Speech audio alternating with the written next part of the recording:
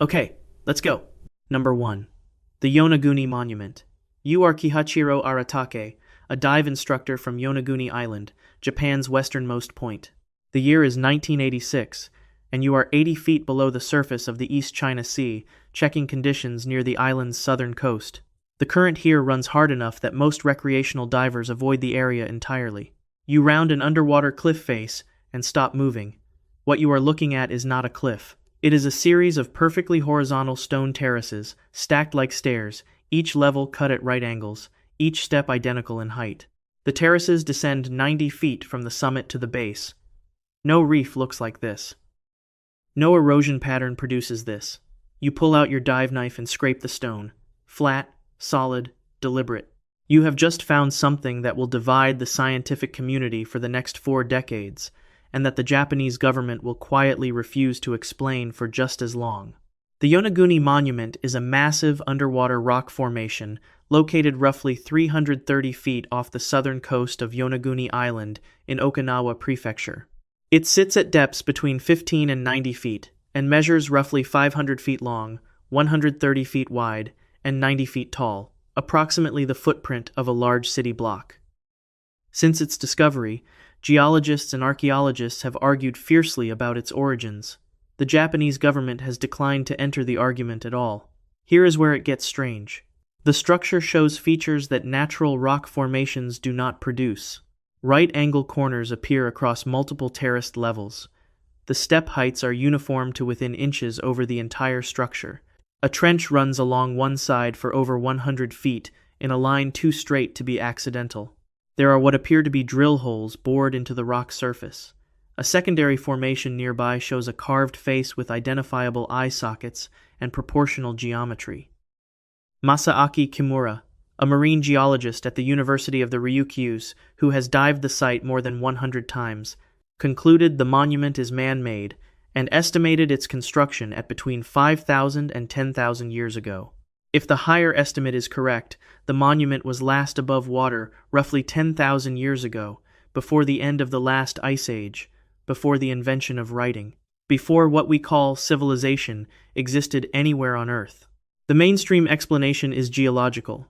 Sandstone fractures along flat horizontal and vertical planes under tectonic stress, and Yonaguni sits on an active fault zone. Repeated seismic pressure over millions of years can produce sharp, angular fractures that resemble right angles. Robert Schoch, a geologist at Boston University who dived the site, concluded the main structure is primarily natural, though he allowed that human hands may have modified some surface features. The apparent drill holes, he argued, are likely potholes formed by stones caught in tidal currents and grinding into depressions over thousands of years. Natural potholes do not form in straight lines. That is the first problem. Natural fracturing does not produce identical step heights across multiple terrace levels. That is the second. The trench along the base is too straight, too long, and too clean to result from random erosion. The carved face does not result from random surface weathering, and the structure is not alone. Kimura has mapped secondary formations, including what appears to be a road, a ceremonial arch, and a flat plaza area. Not one of these secondary features has received official archaeological investigation. Then there is the government response. Not what they said, what they did not do. The Japanese Agency for Cultural Affairs has never officially classified the Yonaguni Monument as either natural or man-made. That classification matters more than it sounds. A natural formation requires nothing. No protection designation, no permit system, no explanation. A man-made monument requires all of those, and one thing more, an account of the civilization that built it 10,000 years ago, before any civilization in the current model existed. The official position has been, for 4 consecutive decades, a shrug. The dive conditions are dangerous enough that active obstruction is unnecessary. The government simply does not help. If Yonaguni is man-made and 10,000 years old, the human timeline is wrong. Every institution whose authority rests on the current timeline has something to lose. The simplest political response to that problem is not denial, it is silence. Who built the Yonaguni Monument? If natural forces produced those right-angle corners and identical step heights, why has no comparable natural formation been documented anywhere else in the world? And what else is on that seafloor, in those currents, in the depths that bureaucratic caution keeps the cameras out of. We move south and west to the Caribbean, where a discovery in 2001 was immediately sealed by a government, and the researchers who made it were never allowed to return. Number 2. The Cuban underwater structures. You are operating sonar equipment aboard a research vessel in the Yucatan Channel in 2001, off the westernmost tip of Cuba. The sea above you is flat and unremarkable. The depth below you is 2,000 feet. Your vessel, contracted by the Cuban government for routine seabed mapping, is scanning for oil pipeline routes and geological hazards. Your monitors are returning something that is neither of those things. Geometric shapes, parallel lines, structures arranged in what looks unmistakably like a grid across several square miles of seafloor. You call over Canadian oceanographer Paulina Zalitsky. She leans over your shoulder and stops talking. The formations below look like a city. A very large, very old city. And they are sitting at a depth that, if they are man-made, no one has been able to explain when they could have gotten there.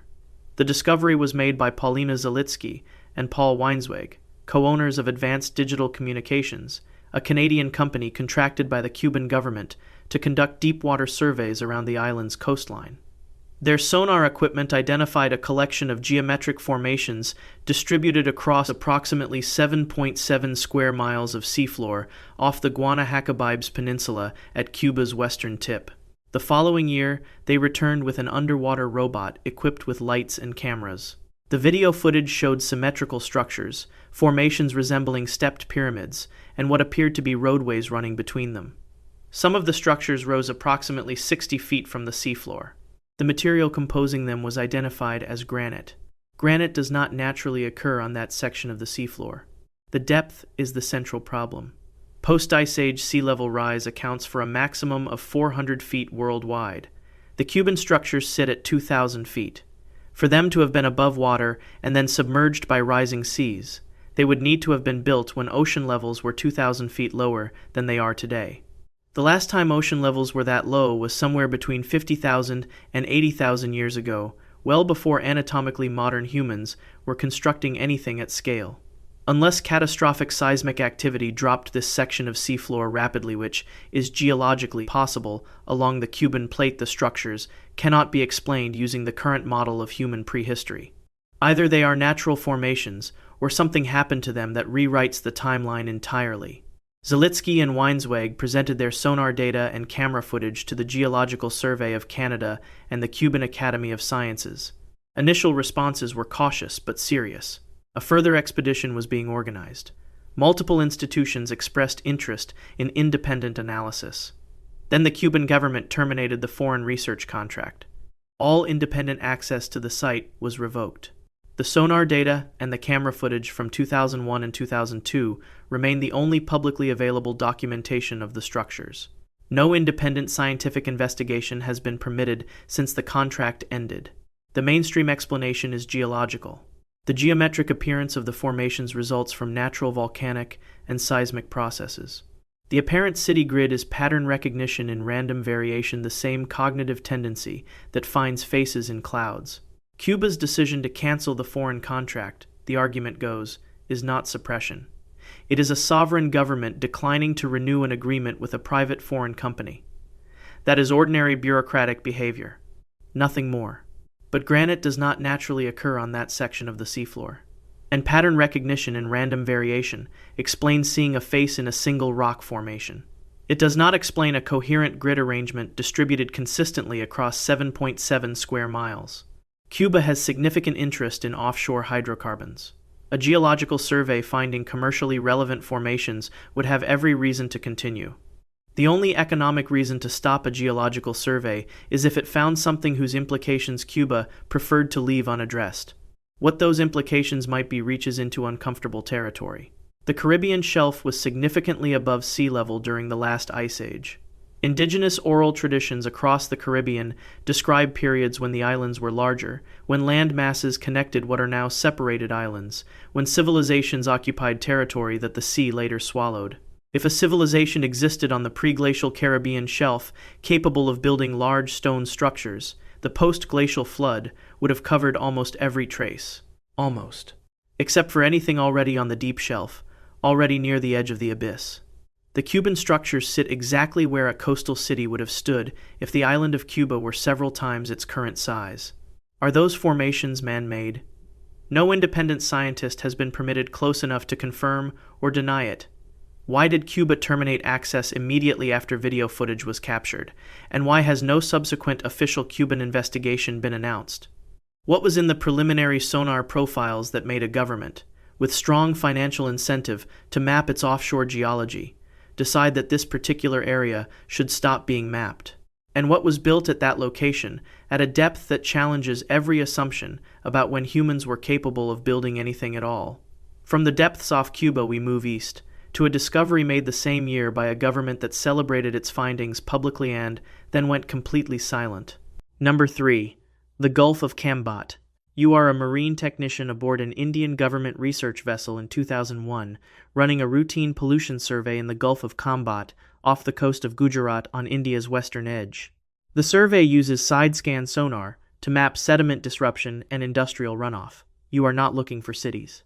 But the seafloor, 120 feet below you, is returning a signature that looks nothing like sediment. Enormous rectangular formations are rising from the ocean floor, arranged in a pattern that reads as architectural.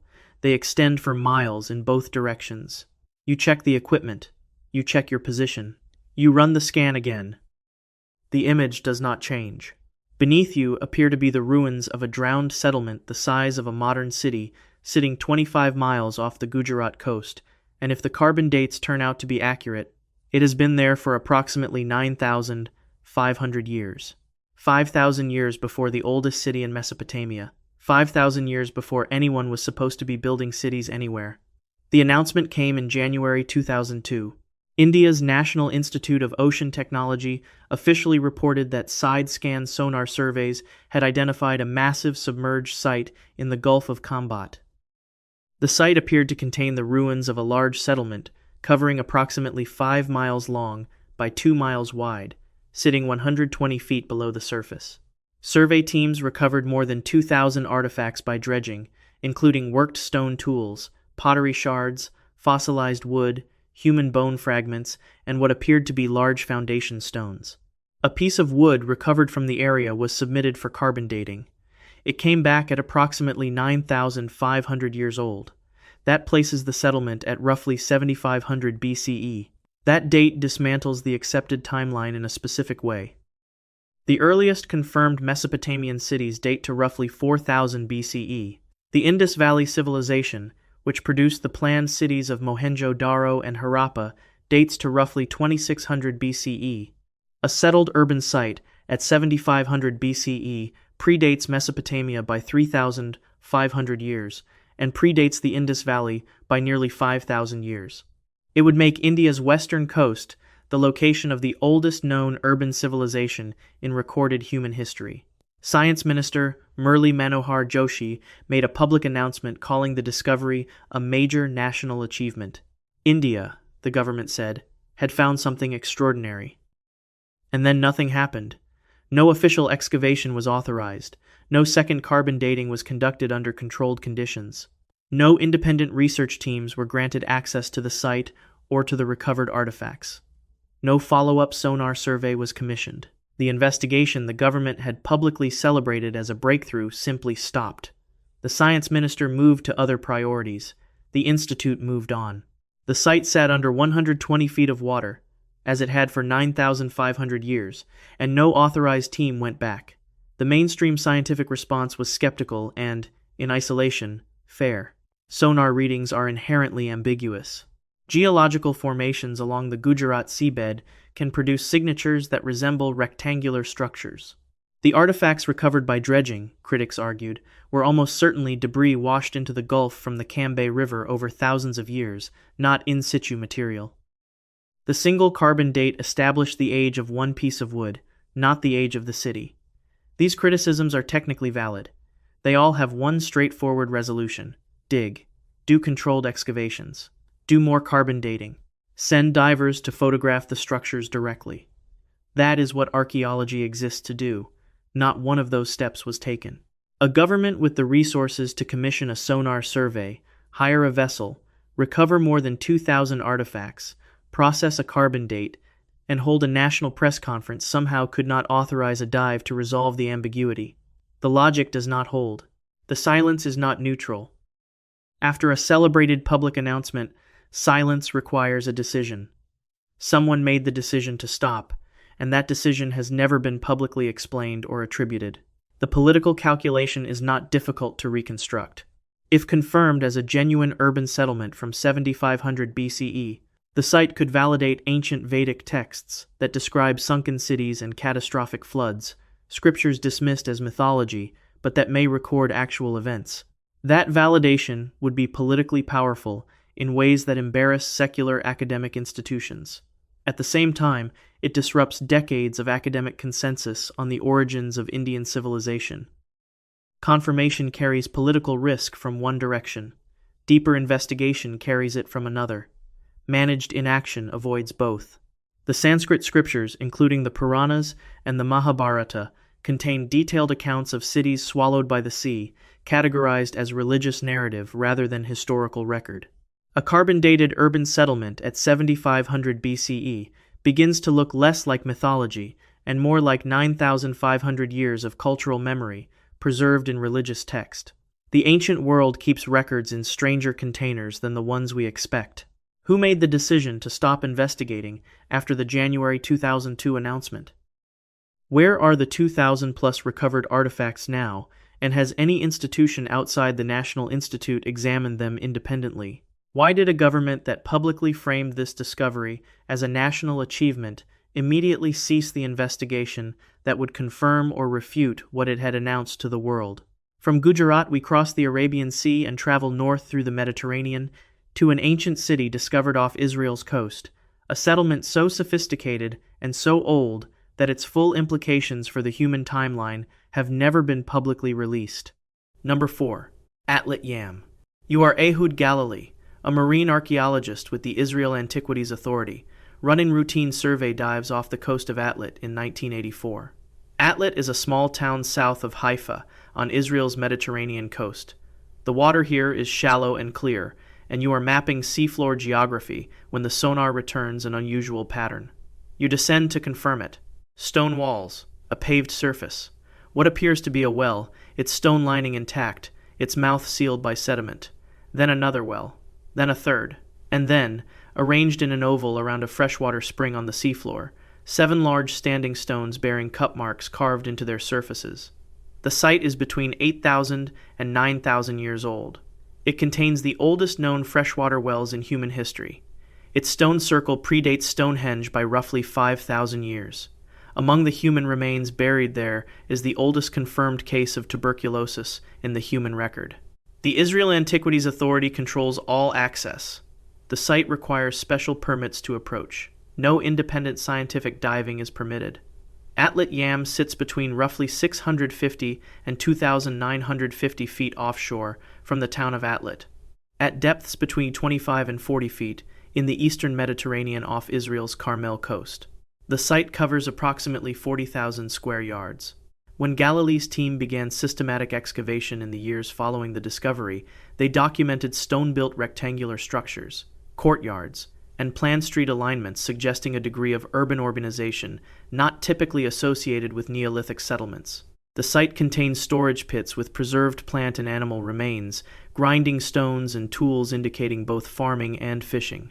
Most significantly, they found 7 wells lined with dressed stone, some still sealed by sediment. Inside those seals, organic material carbon dated to between 7,000 and 6,000 BCE. The wells are among the most significant finds at the site. They are the oldest known freshwater wells confirmed by archaeological excavation anywhere in the world. Their construction required engineering knowledge that the standard model of Neolithic capability struggles to account for. The ability to dig, line, and seal a stone shaft to access a reliable freshwater table in a coastal environment where saltwater intrusion is a constant risk. The wells were not primitive holes.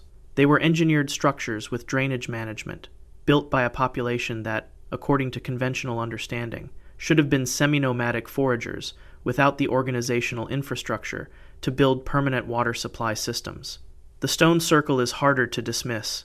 7 large standing stones, arranged in an oval around a freshwater spring on the seafloor, bearing cup marks cut into their surfaces.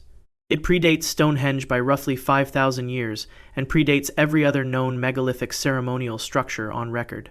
The specific alignment of the stones, the relationship between the circle and the spring, and the astronomical orientations the arrangement may encode have not been comprehensively published by the Israel Antiquities Authority. The astronomical analysis of the Atlit Yam stone circle, if it has been conducted, has not entered the public record. The human remains compound the significance. Among the skeletons found at Atlit Yam was a woman and a child, buried together, whose bones showed lesions characteristic of pulmonary tuberculosis. Analysis confirmed the diagnosis. This is the oldest confirmed case of tuberculosis anywhere in the human record, pushing the known history of the disease back to at least 9,000 years ago. The standard epidemiological model holds that tuberculosis jumped from cattle to humans through domestication, a process that accelerated in the Bronze Age thousands of years after Atlit Yam. A 9,000-year-old TB case in a coastal fishing and farming community challenges that model at its foundation. The mainstream position is that Atlit Yam is a well-documented Neolithic settlement with no particular mystery attached to it. The wells demonstrate early engineering capability. The stone circle is a ceremonial installation consistent with known Neolithic ritual practices. The TB case is medically significant but represents a single data point. Israel's permit restrictions exist to protect a fragile, shallow water site from uncontrolled recreational diving. There is nothing being hidden. There is a site being protected. But the stone circle's astronomical orientation has not been published. The complete skeletal dataset has not been released for independent analysis. Israel conducts the excavation through its own institutions and filters the findings through its own publication channels. Independent researchers who have sought access to cross-check findings or extend the survey into adjacent seafloor areas have encountered a permit system that effectively maintains Israeli institutional monopoly over a site whose full implications, if made clear, would require substantial revision of the Neolithic timeline. What does the full astronomical analysis of the stone circle reveal? What do the unpublished skeletal remains show about the health and population dynamics of Atlit Yam's residents? And how many other sites of comparable age sit in comparable depths along the eastern Mediterranean coastline, undiscovered because the permit systems controlling their search are held by governments with reasons to prefer the current timeline? From Israel's coast we travel southwest along the Mediterranean, to a city that every ancient writer knew by name the primary gateway to Egypt, which the sea swallowed and hid for more than 1,000 years. Number 5. Thonis-Heracleion. You are a Greek grain merchant in 480 BCE, and your ship has just entered Egyptian waters through the only port the law allows. Every trading vessel from the Greek world that came to Egypt passed through a single mandatory gateway. Herodotus visited it and wrote about its temples. The myth says Paris sheltered there with Helen of Troy on their flight from Sparta. Strabo described its harbor. Diodorus Siculus listed its customs revenues. The city was the most transited port in the Mediterranean for centuries, known to every civilization that sailed the ancient sea. Then, sometime in the 6th or 7th century CE, it stopped existing, not conquered, not burned, not abandoned by choice. It sank, slowly, completely, into the soft silt of Abu Qir Bay, until 1,300 years of sediment covered every trace, and the city became a name in old texts that no one could find on any map. Then, in the year 2000, French underwater archaeologist Frank Godiot pointed his survey equipment at a section Pointe-à-Taza, at exactly where the ancient writers said it would be. Thonis-Heracleion sits between 15 and 30 feet below the surface of Abu Qir Bay, 4 to 9 miles off the coast of Alexandria, Egypt. Godiot's team has mapped over 4 square miles of submerged structures. Canals, harbor quays, temple foundations, residential zones, and administrative buildings. From the site they have recovered 64 ancient ships, 700 anchors representing centuries of accumulated maritime traffic, gold coins, bronze statues, and colossal granite sculptures of Egyptian gods standing over 15 feet tall. The statues were found face down in the sediment in exactly the positions they fell when the city subsided. The Temple of Amun stands at the center of the ruins, its sacred lake still traceable in the seafloor geography. The 2 names of the city Thonis in Egyptian records, Heracleion in Greek text, turned out to refer to a single place. 1 city, 2 names, lost for 1,300 years and found in 18 feet of water off a modern tourist coastline. The city sank because of the ground it was built on. The Nile Delta is composed of water-saturated sediment, soft and unstable under the weight of large stone structures over centuries. Repeated seismic events gradually liquefied the soil beneath the foundations, and the harbor structures subsided first, pulling the quays and warehouses with them. By the time Arab forces arrived in Egypt in the 7th century CE, the port was already under the sea. The silt sealed everything in place, preserving the ruins under a protective blanket that kept them invisible and largely intact for 1,300 years. Gaudios's excavation is legitimate and serious.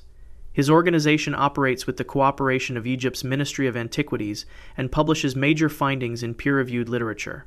The scientists are credentialed. The methodology is sound. Now here's the number that sits beneath all of that.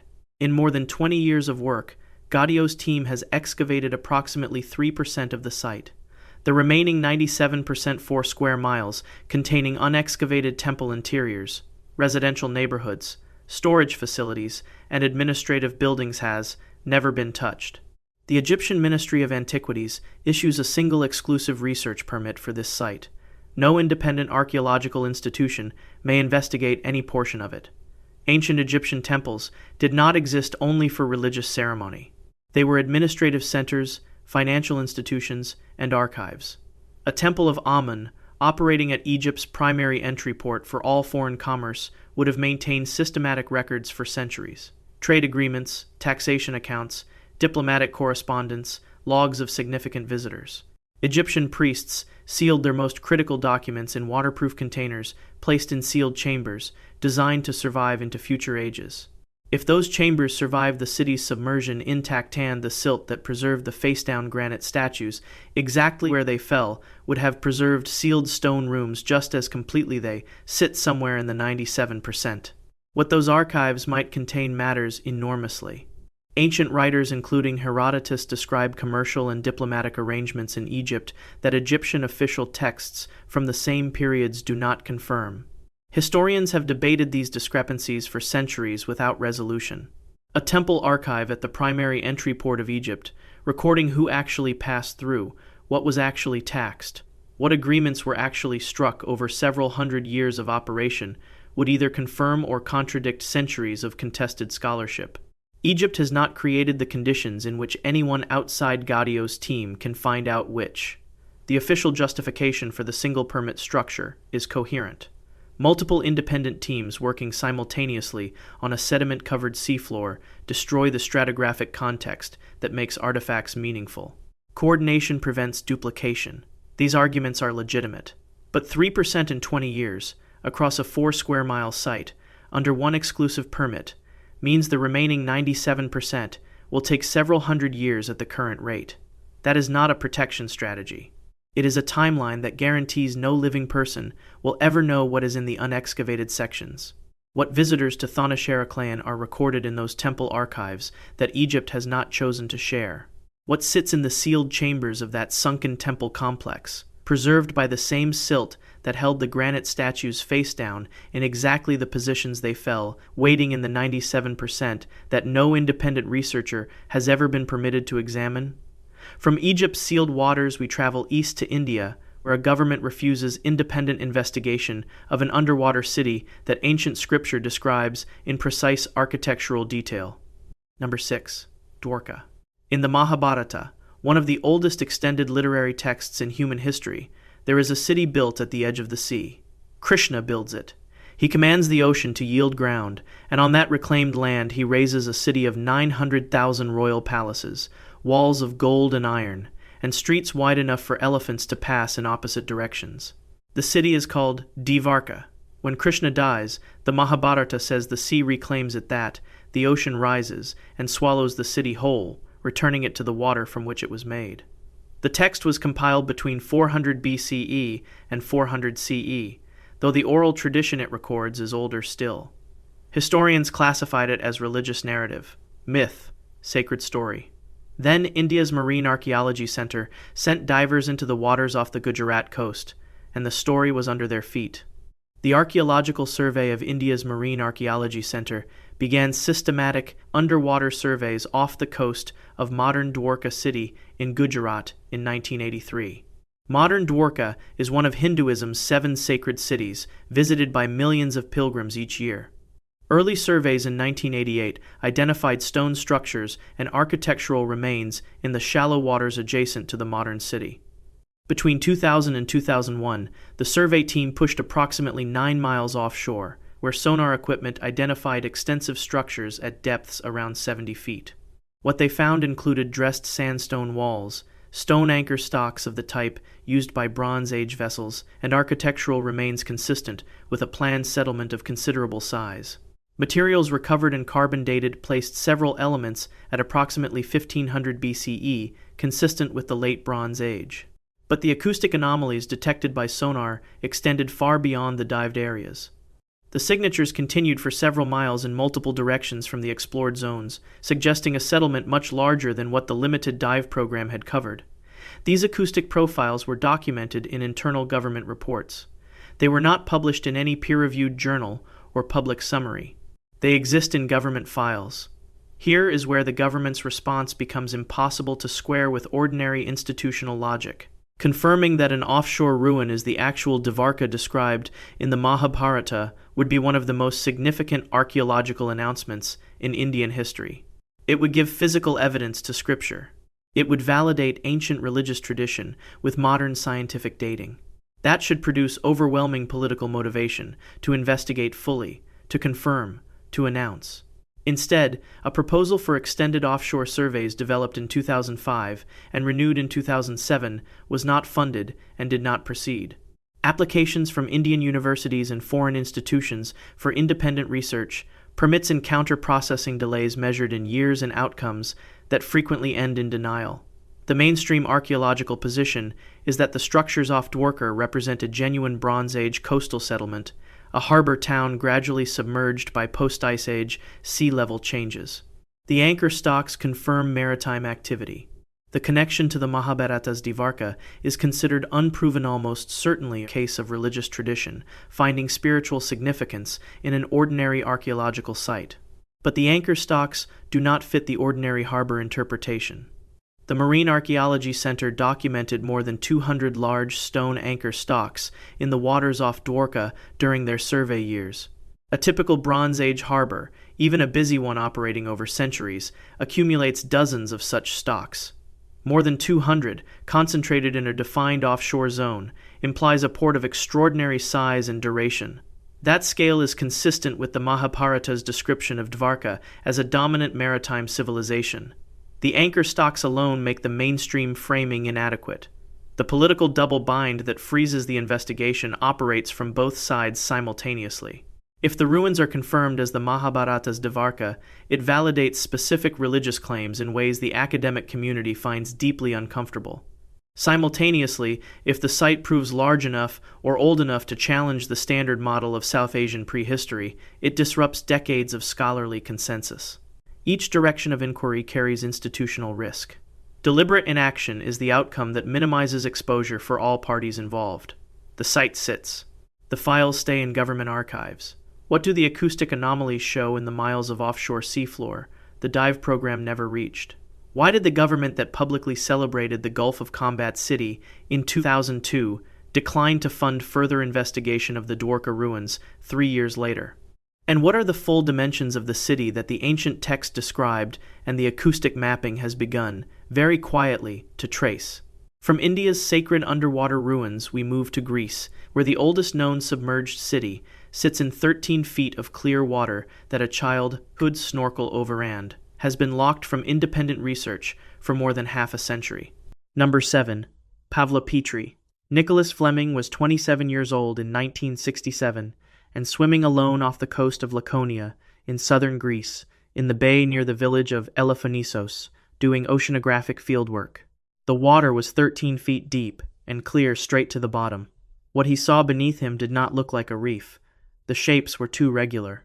He saw wall outlines, doorways set into stone structures, streets running between buildings in what was unmistakably a planned grid.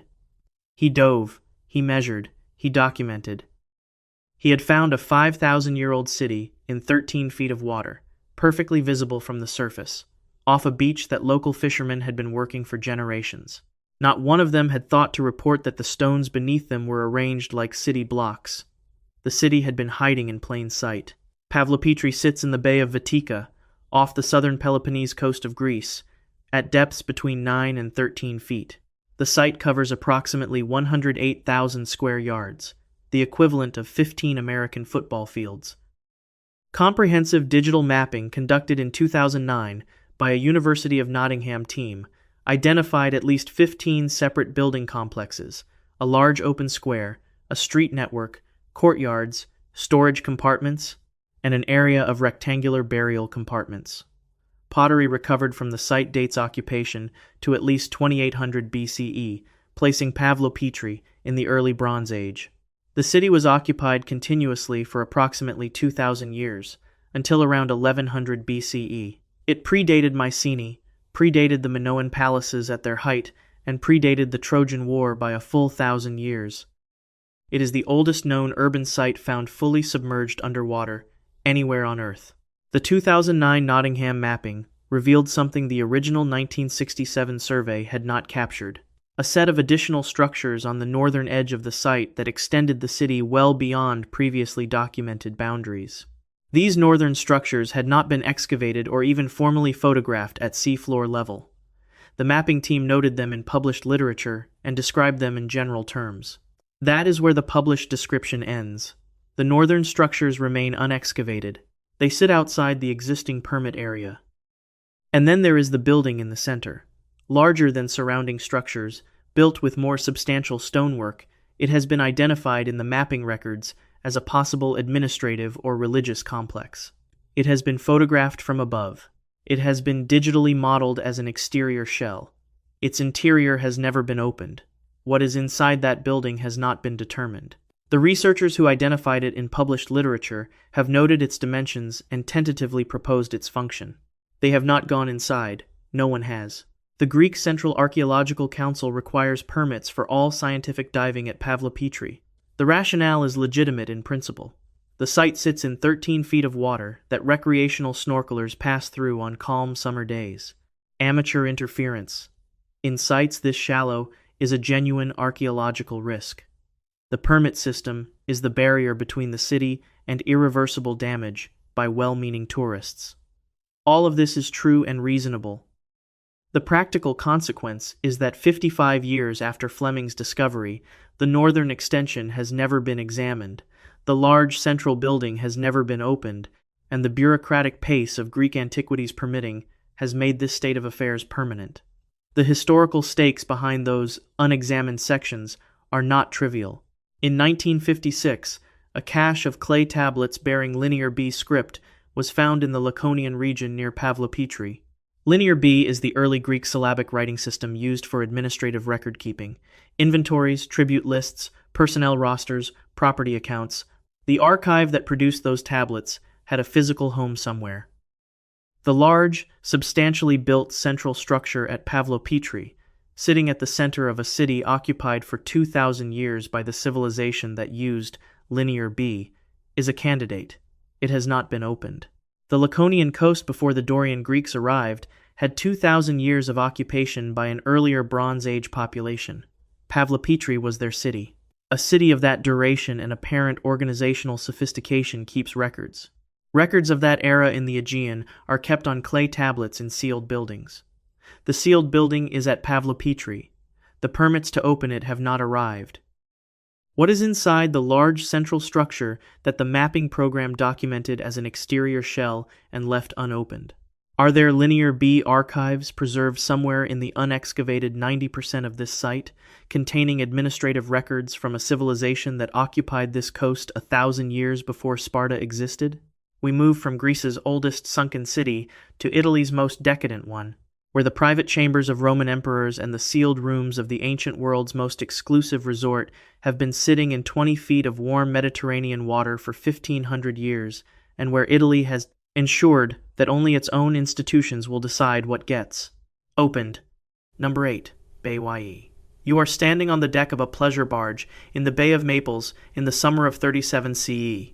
watching the most absurd spectacle in Roman imperial history unfold. The Emperor Caligula has ordered the construction of a floating bridge 2 miles long, spanning the bay from Baiae to the port of Puteoli. He is riding a horse across it in the breastplate of Alexander the Great. The stunt mocks a prophecy that he had no more chance of becoming emperor than of riding a horse across the Bay of Baiae. He is making his point. The city behind you, Baiae, is Rome's most exclusive resort, where every emperor since Julius Caesar has kept private residence. It is where Cicero philosophized, where Nero murdered his mother, where Roman aristocrats held banquets that ancient moralists described as requiring new words for excess. In the 2nd century CE, the volcanic ground beneath it begins to sink. By the 6th century, Baiae is underwater. It has been there, largely intact, for 1,500 years. Baiae sits in the Bay of Pozzuoli, inside the Campi Flegrei volcanic caldera near Naples, in water between 15 and 23 feet deep.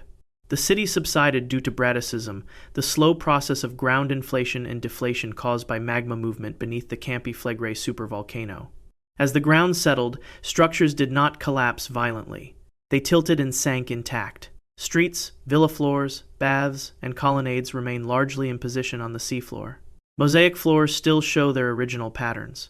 Painted wall plaster survives in some interior rooms. Statues of gods and emperors lie in the positions they fell. The site covers approximately 180 acres of preserved Roman city in water shallow enough to see through from a boat. Italy's Ministry of Cultural Heritage established the Baiae Protected Marine Area in 2002, covering the offshore portion of the ancient city. Diving in the protected zone requires an official permit and a licensed guide provided by the park authority. No independent archaeological work is permitted. The Italian Archaeological Superintendency for Campania controls which findings are published, when, and in what form. The park has been operating for more than 2 decades. A fraction of the accessible site has been formally documented. What has not been touched matters more than what has. Julius Caesar's villa is known from ancient descriptions to have stood at Baiae. The site corresponding to that location on the seafloor has been partially photographed by Italian teams, but not excavated. What was kept in the private chambers of a Roman dictator's coastal retreat, sealed rooms that subsided intact into 15 feet of water and have sat there for 2,000 years, has not been determined. The Nero connection adds a layer that Italian authorities have not pursued publicly. Nero's mother, Agrippina the Younger, was murdered at or near Baiae on Nero's orders in 59 CE. Agrippina's burial location was never confirmed in the ancient record. Her tomb has never been located. Nero also had construction projects at Baiae that ancient sources describe as including attempts to engineer a canal from the bay toward Rome, the construction of artificial islands, and extensive subterranean structures beneath the hillside villas. The documentation of those projects is fragmentary. The physical remains of Neronian construction at Baiae sit in the unexcavated sections of the protected zone. The thermal bath complex at the heart of the sunken city, known from ancient texts as the most sophisticated spa facility in the Roman world, has been photographed by guided dive tours and partially mapped. It has not been excavated. Its interior rooms, still sealed by 15 centuries of accumulated sediment, have not been opened. Roman thermal facilities were designed with private suites, locked strong rooms for valuables, and sealed mechanical chambers for the hydraulic systems that fed the heated pools. Those strong rooms, in a facility that served every Roman emperor for several centuries of imperial history, have not been opened. The mainstream framing of Baiae is as a well-managed archaeological heritage site. Italy is protecting a fragile resource from looting and uncontrolled interference. This is a legitimate position. But protecting a site from tourists and restricting independent academic access are not the same action. Publishing findings exclusively through Italy's internal institutional channels, while denying independent researchers the ability to verify or extend those findings in archaeological monopoly over the private records of the most powerful people in the ancient world. What is in Julius Caesar's private chambers, sealed and submerged for 2,000 years? Where is Agrippina's tomb, and why has no offshore search been authorized? What did Roman emperors keep in the locked strong rooms of the Baiae baths, and what would those records reveal about the actual private arrangements of the most powerful men in the ancient world? From Rome's most exclusive submerged resort, we travel east across the Mediterranean, to a city that ancient writers described as swallowed by the sea in a single nighthand, which may have given Plato the idea for Atlantis. Number 9. The Black Sea Flood. Robert Ballard found the Titanic in 1985. He found the Bismarck in 1989. He located the Lusitania, the carrier Yorktown, and the PT-109 patrol boat that carried a young John F. Kennedy. No living researcher has a longer or more credible record of finding things on the ocean floor. When Ballard turned his equipment toward the Black Sea in 1999, he was following a hypothesis proposed by oceanographers William Ryan and Walter Pittman, that the Black Sea had been a landlocked freshwater lake until approximately 5600 BCE, when the Mediterranean breached a natural land barrier at the Bosphorus and flooded it with seawater on a catastrophic scale. Ryan and Pittman calculated the volume of that inflow at roughly 200 Niagara Falls running simultaneously for months. Everything on the shores of that lake would have been underwater within weeks. Ballard believed that if he could find the ancient shoreline, he would find the ruins of those settlements. He was right. When he found the buildings, they were still standing. The Black Sea has a chemical property that exists nowhere else at comparable scale. Below approximately 490 feet, the water is anoxic. It contains almost no dissolved oxygen. Because salt water from the Mediterranean sits denser below the lighter fresh water from surrounding rivers, the two layers do not mix. With no oxygen, nothing decays. Wood, rope, cloth, bone, grain organic materials that dissolve in normally oxygenated seawater within years or decades survive indefinitely in the anoxic zone. When Ballard's team located the ancient shoreline at 490 to 550 feet depth and searched for structures, they found wood-framed buildings with the posts still upright. The dovetail joints connecting horizontal beams to vertical supports were intact. The structures did not look as though they had been on the seafloor for 7,600 years. They looked like they had been submerged recently. Ballard publicly announced the 1999 findings and returned for a second expedition in 2000. His team identified a stone building with rectangular construction and dressed stone foundations. Organic material from the site was carbon dated and returned results consistent with the 5600 BCE flood event. He described the find as potentially transformative for understanding early human settlement.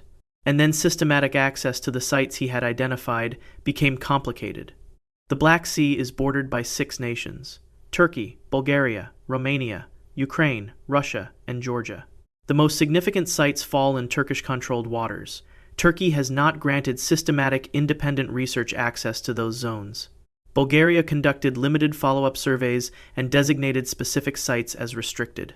Russia has conducted its own surveys of the anoxic zone and has not shared comprehensive data with international researchers, a situation that hardened further after 2014.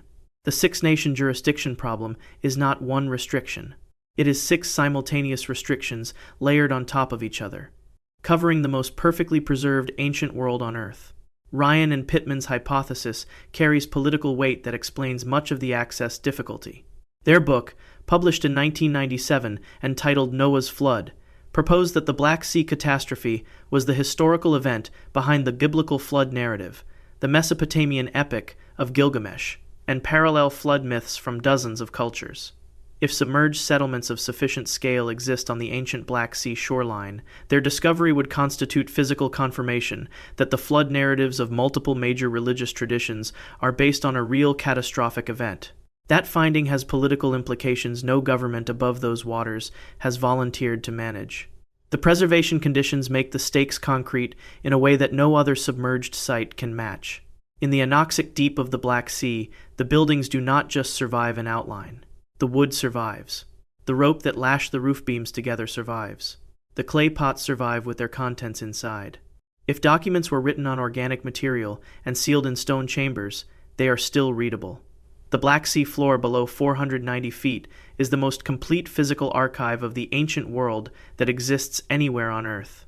The vast majority of it has never been examined by any researcher, from any country, under any authority. Ballard's expeditions found one confirmed site on the ancient shoreline. The shoreline itself extends for hundreds of miles around the perimeter of the pre-flood lake, through the territorial waters of all 6 bordering nations. The people who built those houses, whose dovetail joints are still holding after 7,600 years of submersion, had no warning. The Mediterranean broke through the Bosphorus, and their world was gone. They fled inland and told their children what had happened. And that story traveled across generations and across continents until it became the oldest story in recorded human civilization. How many settlements sit on that ancient shoreline, and how many are in the anoxic zone where everything survives? Is the political weight of a confirmed flood narrative the reason Turkey, the nation controlling the zone directly above where the Bosphorus breach occurred, has been the most consistently restrictive of all 6 bordering states? And what is in the sealed rooms of those standing buildings, preserved for 7,600 years in the dark, waiting for independent researchers who have never been given permission to look?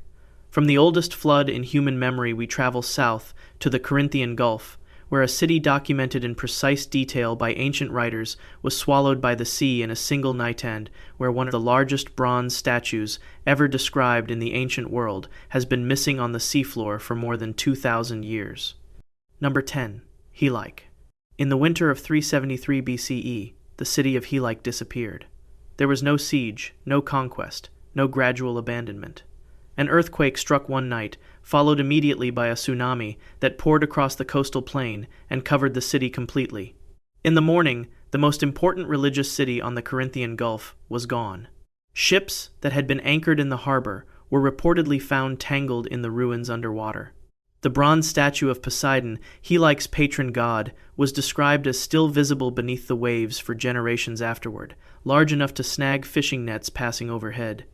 Ancient writers including Pausanias, Diodorus Siculus, Strabo, and Eratosthenes all documented the disaster. Plato, who was alive when it happened, referenced it. The city was visible on the seafloor for centuries. Then the sediment covered it, and Helike vanished from the physical record entirely. It was not located again until 2001, more than 2,300 years after it sank. The bronze statue of Poseidon has never been found. Greece has not authorized an offshore search for it. Helike was not a minor city. It was the leader of the Achaean League, the federation of city-states that controlled the northern Peloponnesian coast. It housed the most important sanctuary of Poseidon in the Greek world outside of Cape Saunion. When it sank, ancient writers treated the event as an act of divine punishment. The Helikians had refused sanctuary to Ionian Greeks, who had sought refuge in their city. And Poseidon, god of the sea and of earthquakes, answered by sending the sea to reclaim his city. The specificity is unique in the ancient record. One named God, one named sin, one named city, one catastrophic night.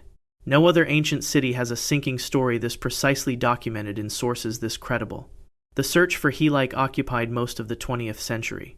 Greek archaeologist Dora Katsinopoulou began systematic searching in the 1980s, gradually narrowing the location through geological and historical analysis.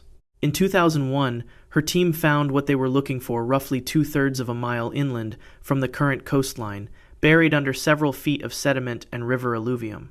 The location confirmed what geologists had suspected. The 373 BCE earthquake caused the coastal plain to subside. The tsunami covered the sunken city with seawater, and the delta deposits of the Selinus River gradually pushed the coastline outward over the following centuries, burying the ruins under farmland. The sea swallowed Helike. Then the land swallowed the sea. Here is the part that the official excavation has not addressed. What Katsinopoulou found is the classical city, the one destroyed in 373 BCE. But ancient sources describe an older Helike, a Bronze Age settlement that predated the classical city by more than 1,000 years. Pausanias and Eratosthenes both referenced Helike's pre-Dorian origins, describing the sanctuary of Poseidon as having roots stretching back to the Age of Heroes. If a Bronze Age Helike existed on this coastline, it would be located further offshore, submerged at greater depth than the classical city, in the zone affected by post-Ice Age sea level rise rather than by the localized subsidence of 373 BCE. That offshore zone has not been systematically searched. The Greek government has not authorized a program to find it. The bronze Poseidon is the missing object that ancient sources describe in the most specific terms. Eratosthenes, writing approximately 150 years after the city sank, said the statue was still visible to divers and fishermen, and that ships' nets regularly caught on it. A bronze statue large enough to snag fishing nets implies a height of at least 15 to 20 feet. For comparison, the largest intact ancient Greek bronzes ever recovered, the Raius warriors found off the Italian coast in 1972, stand approximately 6.5 feet tall. The Helike Poseidon was 2 to 3 times that height. It would be the most significant ancient bronze in existence. It has never been found. The Atlantis connection is not speculation. It is a question that classical scholars have raised seriously. Plato wrote the Atlantis dialogues around 350 BCE, roughly 20 years after Helike sank. He described Atlantis as a great and powerful civilization, favored by a sea god, destroyed in a single catastrophic night of earthquake and flood. Helike was a great and powerful city, the sanctuary city of the god of the sea, destroyed in a single catastrophic night of earthquake and flood. The structural parallels are so precise that several classical scholars, including Amos Nur of Stanford University, have proposed that Helike was a direct inspiration for the Atlantis account. If Plato was describing Helike in mythologized form, the ruins of Helike are the physical reality behind history's most persistent lost city legend. Greece has not authorized the offshore investigation that would determine whether those ruins match Plato's description in architectural detail. What is in the submerged Bronze Age layers offshore that the classical city's discovery has never led anyone to look for? Where is the bronze statue of Poseidon that ancient writers placed in the seafloor of the Corinthian Gulf, still snagging nets more than a century after the city sank? And if Helike is the real city behind the Atlantis story, what would a full archaeological investigation of its offshore ruins reveal about the civilization that Plato chose to call the most advanced the ancient world had known? Together, these 10 sites, the terrace stone of Yonaguni, the granite formations 2,000 feet below the sea off Cuba, the carbon-dated city under the Gulf of Khambhat, the engineered wells and stone circle of Atlit Yam, the unexcavated 97% of Thonis-Heracleion, the acoustic anomalies off Dwarka, the unopened central building at Pavlopetri, the sealed imperial rooms of Baiae, the standing wood-frame houses in the Black Sea's anoxic deep, and the missing bronze Poseidon of Helike form a single pattern. The ocean has been rising for 12,000 years. Everything built near the shoreline before that rise is now underwater. The governments above those coastlines have made a collective choice about what gets investigated, what gets published, and what stays sealed. The underwater world is the most complete archive of human prehistory that exists. Most of it has never been opened. If you made it this far, you already understand why this matters. Subscribe for more. Drop in the comments where you are watching from. Like this video if any of these sites changed what you thought you knew.